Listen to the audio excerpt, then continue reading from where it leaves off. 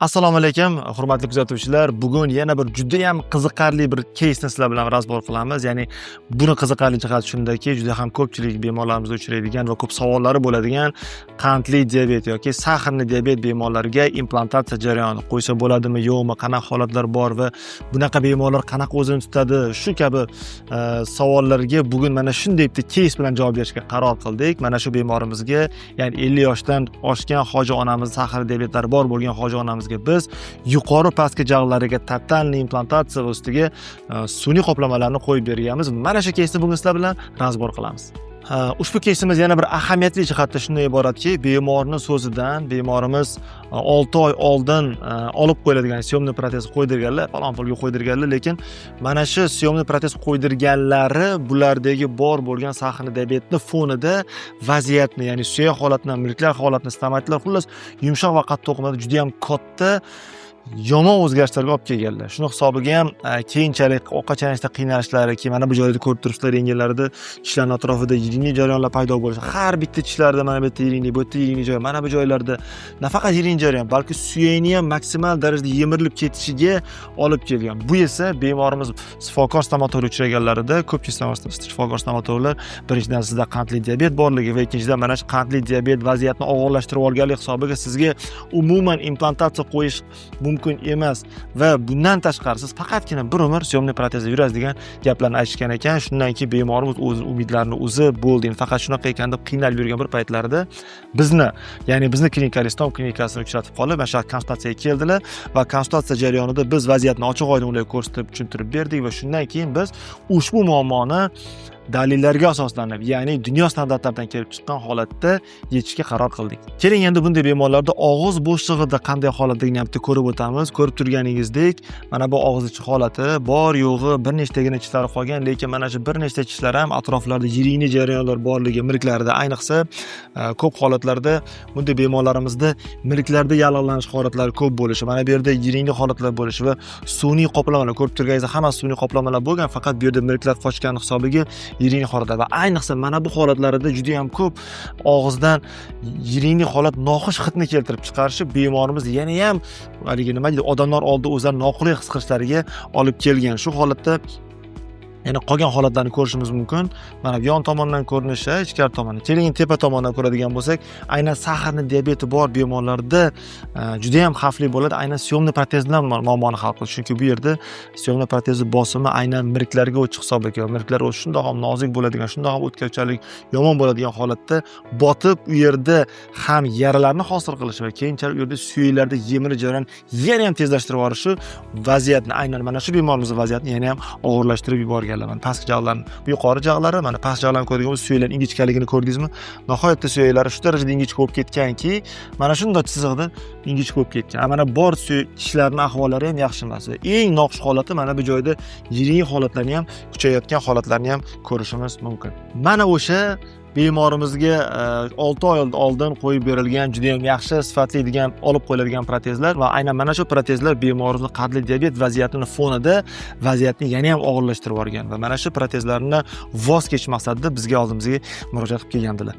O'sha vaziyatdan kelib chiqib, bemorimizni suyaklarini yaxshilab o'rgangan holatda, ya'ni 3D ni o'rganish juda ham muhim hisoblanadi. Bundan tashqari ularni analizlari, ya'ni sahrli diabeti bor bo'lgan bemorlarda boshqa xil analizlar, ya'ni chuqurroq, ya'ni glikemik nazoratlarni ham o'rganib chiqiladi va mana shu glikozillangan gemoglobin holatini o'rgangan holatda hammasini hisobga olgan holatda bemorimizga nechta implant qo'yishini reja qilganmiz va mana shu holatni hozir ko'rib turibsiz. Biz yuqori jag'larga 6 ta va past jag'larga 6 ta va burchak ostida qo'yganmiz va jag'larda suyaklar nihoyatda ingichka bo'lgan hisobiga yo'g'i indisk kalsiy implantlarni qo'yganimizda eng muhimi biz oldi soha tishlariga implantimiz bitishi jarayonida sun'iy qoplama, ya'ni vaqtinchalik qoplamalar qo'yib, ya'ni bitish jarayonidan bemorimiz tishsiz qolib ketmasliklari uchun bir hafta 10 kun ichida koronkalarni ham taqib qo'yganmiz. Ya'ni bemorimiz shu vaziyatda bemalol qo'rqmasdan implantimiz bitish jarayonida ham tishsiz qolib ketmasdan bemalol yumshoq ovqatlarni yeb va eng muhimi odamlar oldida bemalol estetik yurish imkoniyatiga ega bo'ldilar. Demak, bemorimizga implantlarni o'z o'rniga to'g'ri o'rnatib olganimizdan keyin ma'lum bir protokollar asosida va ularga sun'iy ustiga vaqtinchalik, ya'ni implantlarimiz 100% yaxshilab bitib olgungacha bo'lgan periodda tishsiz qolib ketmasliklari uchun biz doimiy 7-10 kunda vaqtinchalik sun'iy qoplamalarni qo'yib berganmiz. Mana bu yuqori jag', mana pastki jag'ni ko'rib turibsiz va yuqori va pastki jag' holatlarida mana bunday holatlarni ham ko'rishimiz mumkin. Va mana shu ya'ni vaqtinchalik qoplamalar yurish periodida bemorimizni juda ham qulay sharoit kutib turadi. Chunki implant qo'yilgandan keyin odatda 6 oy yoki undan ham ko'proq tishsiz yurish imkoniyatini taklif qilishadi ko'pchilik. Lekin bizning klinikamizda biz ushbu bemorimizga saharni diabet bo'lishlariga qaramasdan biz bemorlarimizga qo'yib bergan implantimiz ustiga 7-10 kunda sun'iy, ya'ni vaqtinchalik sun'iy qoplama o'rnatib berganmiz. Buning yaxshi tomonlari shundan iboratki, bu bemorimizga vaqtinchalik qoplamalar mana shu implant 100% bitish jarayonida bemalol odam oldida yura olishlari, gapira olishlari, o'zlarini hayot sifatlari yaxshi bo'lishi. Bundan qolaversa, bemalol yumshoq ovqatlarni, albatta shifokor stomatolog nazoratida yumshoq ovqatlarni ham bemalol tanovul qila olishlari imkoniyatiga ega bo'ladilar. Eng muhimi, tishsizlik muammosidan, tishsizlik bolasidan va hamma aytgandek sizga mumkin emas degan nima deyiladi, javoblarga va ishonchli gaplariga biz mana shunday natija bilan javob berdik. Biz ijtimoiy tarmoqlarda juda ham xabaringiz bor, juda ham faolmiz, harakat qilamiz, o'zimizni klinik holatlarimizni rasmlarda ko'rsatishga harakat qilamiz.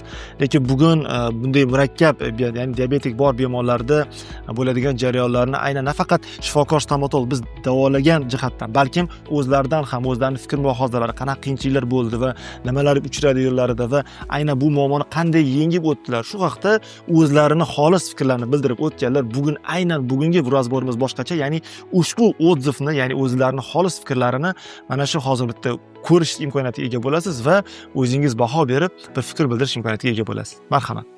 Shu yerga doktor Farhod Usmonovga kelishimdan oldin, bundan 1 yil oldin tishlarim juda ham stomatit bo'lib, bir necha yil oldin boshlangan stomatit katta yaraga aylanib, temperaturam umuman tushmay 1,5 yil davomiga tinimsiz har xil davolar qilib, har xil doktorlarga uchrab chorasini ko'rishga harakat qilganman. Hech yaxshi natija bermagan. Keyin Qashqadaryo viloyati o'zimiz tomonga yaxshi doktorlar ham ko'p, lekin o'shalarga uchraganimda birida sizga implant qo'yib bo'lmaydi, chunki tishlaringizda yemirilib, suyaklari yemirilib ketgan, ham juda katta yaraga aylanib ketgandida, mana Farhod Usmonov ko'rganlar. Shu payt 7-8 ta yara tinimsiz bitmay, oxirgi paytlar temperaturam 39, katta temperatura bilan yuradigan bo'lib qoldim, dori ichib, ukol olib, tinimsiz. Shundan keyin majbur bo'lib yana ozroq davolanib o'sha bir doktorga qoplama tish qo'ydirdim-da, olib qo'ydilar ekan tish. Yaxshisidan qo'ydirdim, bu ham keramika, yana hozirgi zamonaviy tishdan qo'ydirdim, anchaga tushib. Chunki implant sizga bo'lmaydi degan uchun ishonib, endi tishsiz yura olmaysiz. Hali endi yashashdan umringiz katta. Shuning uchun qo'ydirdim, lekin undan keyin battarlashib ketdi. Yaxshi tomonga o'zgarmadi. Battar yaralarim juda ham kuchayib, keyin больницаlarga tushib qoldim ko'p. Faqat tinimsiz har 10 kun bir hafta yaxshi bo'lsam, 10 kundan shu yotib, doktor, hamma doktorga borib yurdim, davolanish chorasini ko'rib, hech kim ham antibiotik ola olmasdim. Shu sababli hech kim davolay olmadi. Deya olmayman-u, tabiiy usullar bilan harakat qildi. Bo'lmadi, oxiri keyin YouTube'lardan qidirib Toshkentga o'zim, shu o'g'lim ham shu yerga yashaydi, o'zimiz ham shu yerda turganimiz uchun oxiri YouTube'lardan topib, ko'nglim urgan 4-5 ta doktorlarga bordim.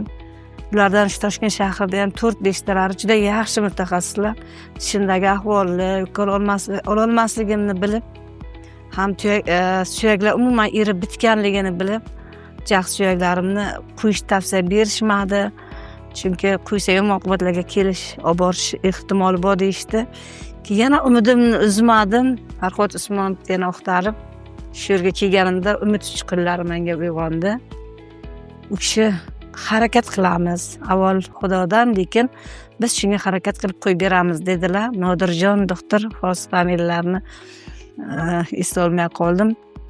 O'sha kishi bilan hamkorlikda menga implant ko'chirib, keyin suyak yetishmovchilik bo'lgan joylarga endi o'zlarini ishlari bo'yicha nimalardir qilib, o'sha narsalarni qo'yib, tez kunda ish qilib, 10 kundan keyin men qiyinchiligini bilganim yo'q. To'g'risi endi hammasini bo'ynimga olib kelganman. Bundan katta og'riqlarga tayyor bo'lganim uchun hech qachon menga bu ishonch bilan kelganim uchun og'riqlar ham sezilmadi, bilmadim. Qo'llar dard ko'rmasin. Nodirjon bilan birgalikda operatsiya qilib, to'g'ri operatsiya uzoqroq davom etdi, chunki meni og'zimga bir dona ham tish qolmagandi. Hammasi suyaklar yiringlab tamom bo'lib ketgandi. Yaralarni tozalab, o'shandan keyin implantni o'rnatdilar. Adashmasam o'zlarining mutaxassislari bo'yicha o'sha suyak yo'q joylarga nimalardir qo'ydilar. Xullas kalom, Xudoga shukr, 12 ta implant, yuqoriga 6 ta, pastga 6 ta implant qo'yildi. Yaxshi. Choklar 10 kunga kelsam natija juda zo'r. To'g'ri, og'riqlar ozgina, u men yara bo'lgandagi oldingi 2 yil qiynalib yurganimda, ko'p yil qiynalib yurgandagi og'riqlar oldiga hech nima emasdi. O'tib ketdi, men ukol dori ham qilganim yo'q. Oddiygina ibuklin og'izlarimni doktor aytganlari kabi chayqab turdim. Xudoga ming qatla shukr. Hammasi osonlikcha 10 kunga to'liq bitdi. Doktor ham xursand bo'ldilar. Men ulardan juda ham minnatdorman. Doktor Farhod Usmonovdan, Nodirjondan. Keyin hammasi yaxshi natija bo'ldi. Vaqtinchalik tish qo'ydilar. Hozir juda ham xursandman. Xudoga ming qatla shukr. O'sha nima qildi bular qo'llari shunchalik gul ekan. Men hayronman. Yaralar umuman yo'q. Chunki bu bitmaydi deb menga shunaqa deyishgandi. Bu bitmaydi. Bitmaydi bu stomatit. Siz o'tkaravergansiz. Xronический bo'lib ketgan. Ham antibiotik ola olmaysiz. Mikrob pishirganmisiz degan gaplar aytgandi. Umidim ko'proq uzilgandi, lekin YouTube'dan qidirib shu o'g'lim ham sababchi. Mingdan ming rahmat aytaman. Yuragim shu doktorga uribdi. Yana qaytib boramiz deb doktorga borgandan keyin yana keldik. Xudoga ming qatla shukr qilaman. Hozir o'zimga ishonmayman to'g'risi. Chunki ko'p doktorga 2 yil sarsonim chiqib davolanib berdim. Shuna qo'rqadiganlarga nima tavsiya qilgan bo'lasiz? Siz o'shan boshqa. Kelinglar, to'g'risini aytaman. Hozir kimni ko'rsam aytayotdim. O'zimning singillarim bor, opalarim, dugonlarim. Menikidek darajaga emas, lekin tishi yo'q-da hozir. Ko'rishga qo'rqaman. Kimlardan bir eshitdim, больницаga tushibdi, voy nima bo'pti deb. Bu hammasi bilmadim meni kimdir organizm qanday bo'lsa, men hech qanday og'riq sezmadim. Og'riqlarni bu hech qanday og'riq hisobiga kirmaydi. Avvalo xotin-qizlar bundan ham katta og'riqlarga chidamlik, bardoshlik. Xursandman, osongina o'tib ketadi. Mumkin ichiga hech nima ko'rmaganday shuna o'zlari zarzab bo'lib ketar ekanda. Xursandman. Har kun to'g'risini aytsam, doktor oynaga qarab o'zimga ishonmay, o'zimning tishlarim qabul qilgan. Sizlarga minnatdorman hammalaringizdan. Rahmat iloyim. Mana bemorimizni ham xolis fikrlarni o'zingiz eshitib ko'rdingiz. Ko'p holatlarda agar mana shunday muammolar qiynayotgan bo'lsa, ya'ni ham shu syomniy protez taqib, saharni diabet fonida yoki boshqa shunga o'xshagan kasalliklar fonida bo'lib yurgan bo'lsangiz va aynan eng yomon tomoni sizga boshqa ko'p stomatologlar yo'q, buni iloji yo'q, mumkin emas deyotgan bo'lsa, unda biz sizga o'zingizni muammoingizni ishonchli, doimiy, to'g'ri, ya'ni ilmiy tadqiqotlarga asoslangan va eng muhimi natijali va ishonchli sizga sifatli xizmat ko'rsatadigan stomatolog, ya'ni o'zimizning xizmatlarimizni taklif qilamiz. Chunki bunday bemorlarni mana ko'rib tursa, juda ham o'zlari ham yaxshi fikrdalar.